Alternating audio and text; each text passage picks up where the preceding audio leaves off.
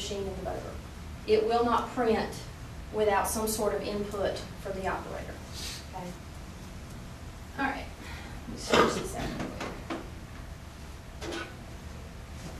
Now, if a voter finds themselves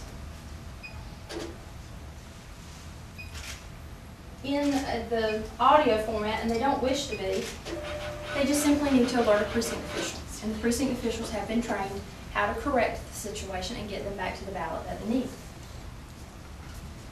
Never be afraid to talk to your precinct officials. That's what they're there for. Okay, so we'll just go back. And we'll do the same procedure. We will use the PEB to simply open up the machine.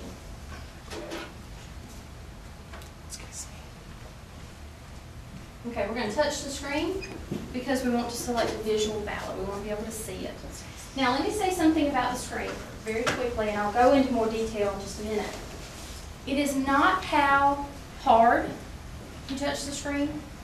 It is how long and how the screen is pressure sensitive.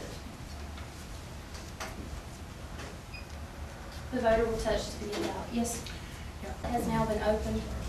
And I wanted to point out that this ballot, it is a demo ballot, and I went into why.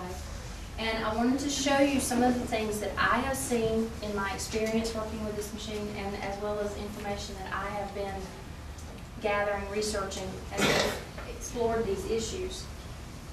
I'm sorry that you can't read it very clearly there, but the two candidates, if you will, right here, say Carolina and State, they are coded to function as a straight party, as the same way the straight party functions on our current ballot.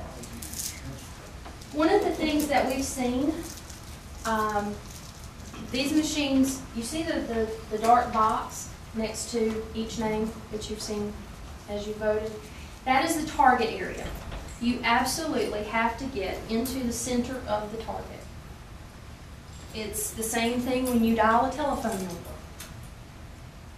You got to hit the button for the number that you want. It's the same as when you're typing an email and you're going 90 miles an hour and you make a mistake. And those buttons read what, ma'am? I'm sorry? They read what? It's what we consider the target area. And that says what? Oh, I'm sorry. It says Carolina and State. Okay. As the basketball teams. Instead of Republican, Democrat. Right. This is our demo ballot. Okay. But it is coded to function the same way that our current general election ballot does. Thank you. Mm-hmm. Yeah, let's assume that somebody wanted to vote a straight ticket, Republican or Democrat. Mm-hmm. They did not press it hard enough. Right? When he went to vote, that would tell him there would be no vote there. Mm-hmm. All right? Mm-hmm.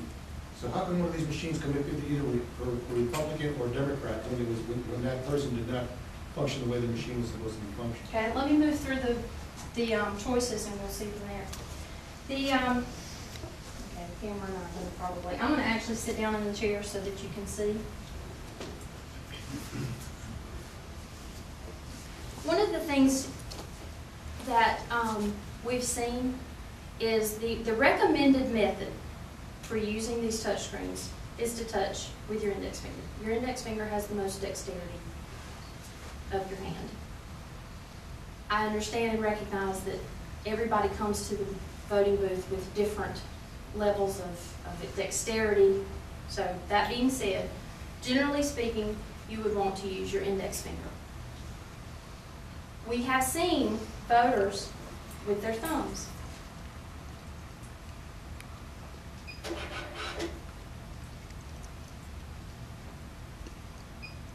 Ma'am, I have a question on that point. Mm-hmm. I was told by another source that these machines are made for somebody standing who is of average height. Right. So there could be some kind of a pressure misreading if somebody's taller than average, shorter than average, or seated as in a wheelchair. Is that true? I wouldn't know as far as any sort of scientific testing having been done as far as the level of pressure that needs to be.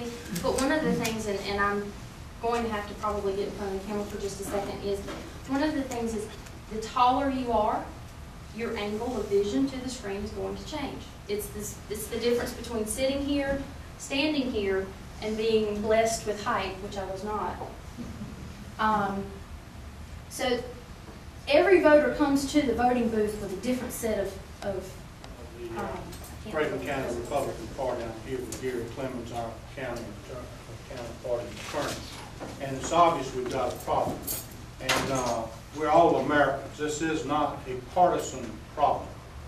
This time, the thing seems to be defaulting Republican, popping in there Democrat. Next time, it could do just opposite.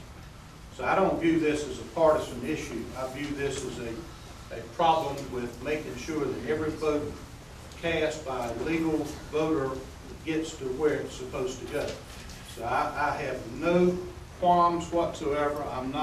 Nobody could convince me that anybody on the Board of Elections or any of the staff or anybody involved in this election is playing around with the machines.